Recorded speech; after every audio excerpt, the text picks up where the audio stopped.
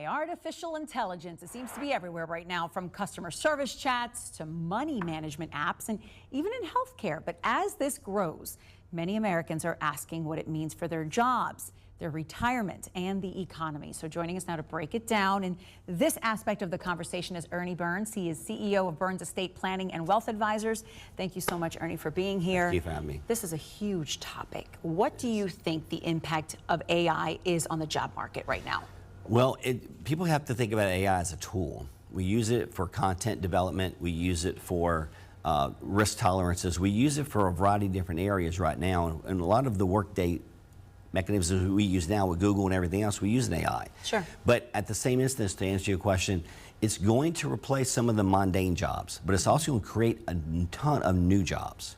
It's supposed to make life easier, more convenient, yes, faster productivity. You're using it as well, but you made it very clear. It's not to make the decisions, it's just to inform them faster, would you say? Yeah, it's just basically go through the process of getting us answers very quickly on models that we use. Right. But also people need to look at AI like, not to be scared of it, because when the Industrial Revolution came out, all the jobs that were created. When the internet came out, all the jobs that were created. Same thing as AI. There's going to be a ton of new jobs.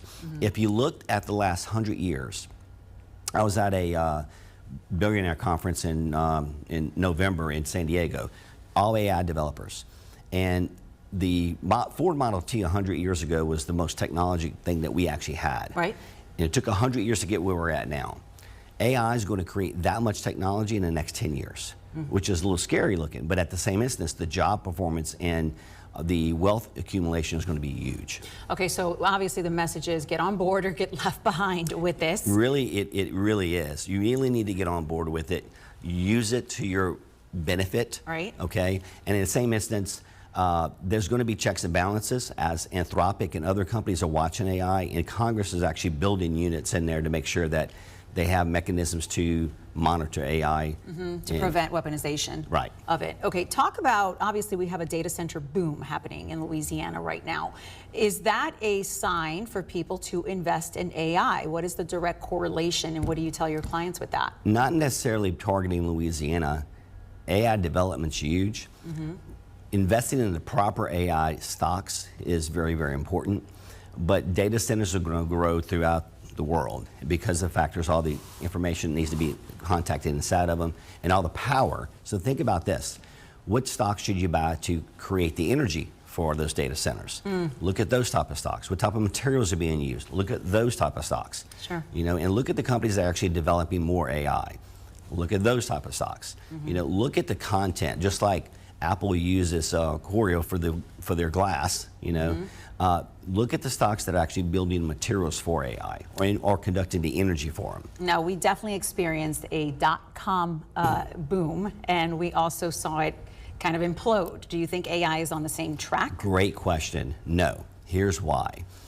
When the dot-com bubble came out in 1992, right, when that occurred during those years, there were companies back then that weren't even making any money whatsoever. They didn't even have an office.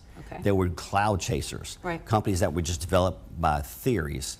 These companies now are making pure profits, okay? And it's, in addition to, they have a variety of different income streams that are making billions and billions and billions of dollars. So these companies are actually earning revenue, whereas the dot-coms, most of these did not have any revenue whatsoever. They were just cloud chasers. These companies now are actually creating a ton of revenue. Ernie Burns with great insider tips on the AI experience that we're all living through right now. Thank you so much for coming on. All right, thank you. All right.